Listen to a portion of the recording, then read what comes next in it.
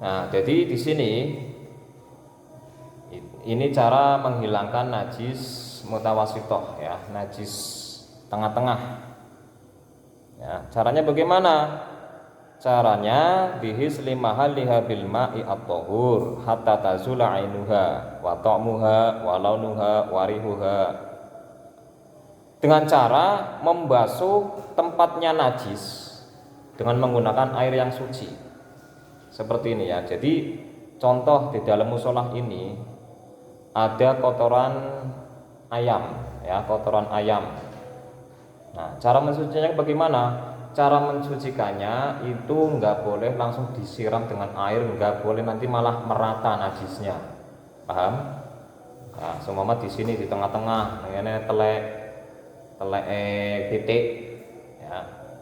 Itu cara mensucikannya jangan langsung sampai siram kemudian disiram terus sampai keluar, nggak boleh seperti itu. Nanti malah najisnya itu menyebar. Paham ya?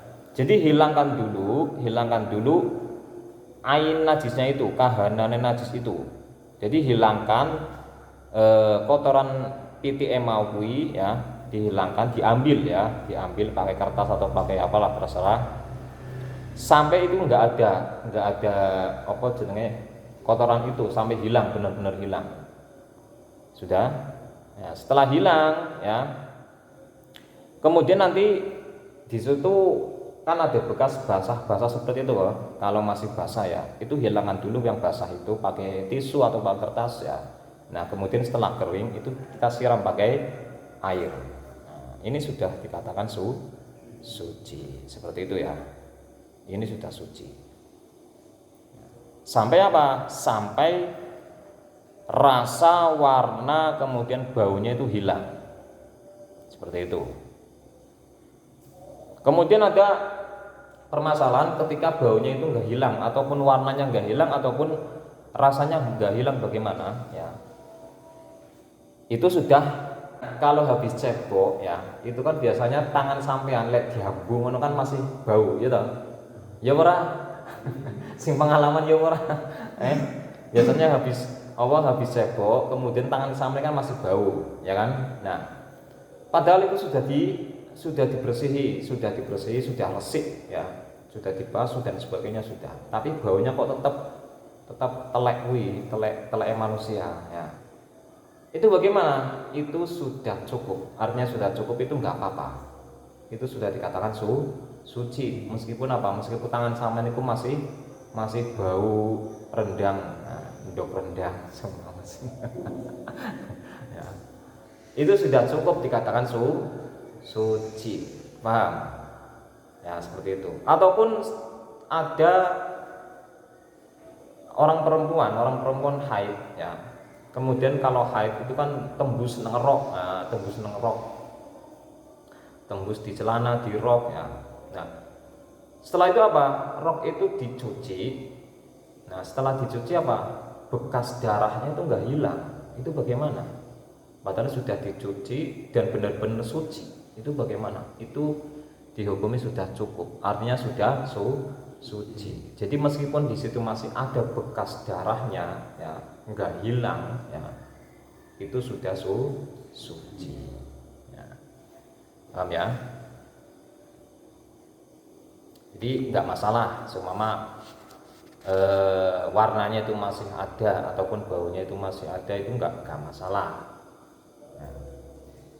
Karena ini ya sudah dikatakan najis yang tengah-tengah ya, nggak apa-apa. Jadi caranya seperti itu ya, cara membasuh najis mutawasitoh. Najis mutawasitoh ya najis yang sering kita jumpai, biasanya seperti itu. Najis yang sering kita jumpai itu najis mutawasitoh. Kalau najis muhala itu kan jarang kalau kita jumpai. Nah, kecuali kita itu hidupnya di perkampungan yang penuh dengan anjing ya ataupun babi. Nah, kalau di kita di sini insya Allah jarang kita ngalami najis yang namanya mughaladah. Kalau najis mutawasitoh itu sering banget kita jumpai.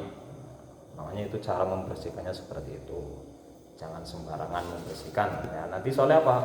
Kalau caranya yang tadi saya sampaikan itu ada najis telek epitik nang musola, kemudian sampean itu disiram pakai najisnya malah menyebar kemana-mana. Paham ya? Jangan seperti itu. Diambil dulu telek itu mau ya, diambil pakai kertas ataupun pakai yang lain sembarang. Nah, setelah diambil bekasnya itu kita serbeti sampai kering. Ya, pakai tisu atau pakai yang lain ya.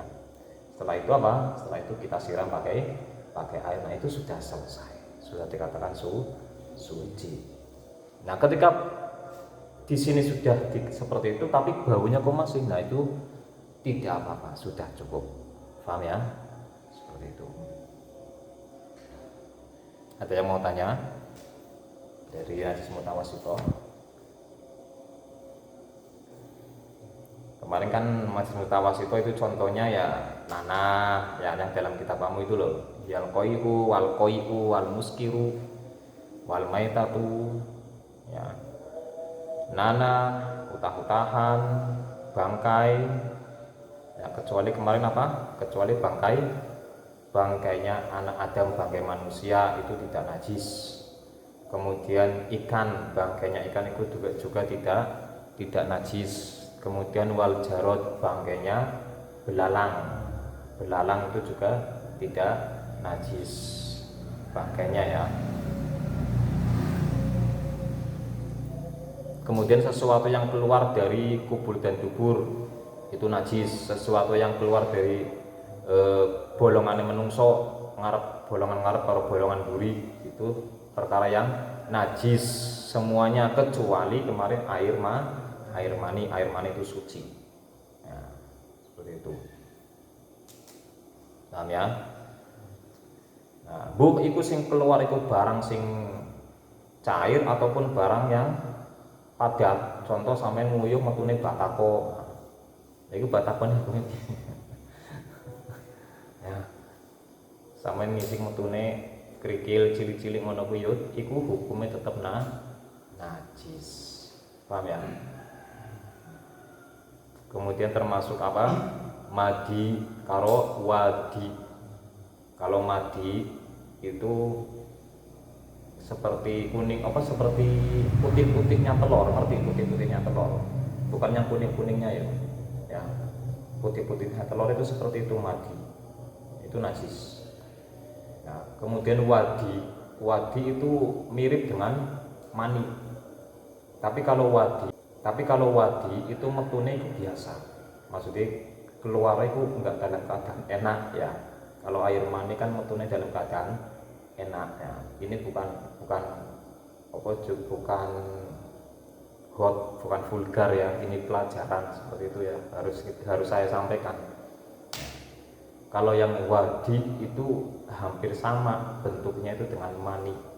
Biasanya kalau wadi itu keluarnya itu habis kita capek ya, itu kadang keluar sendiri seperti itu ya.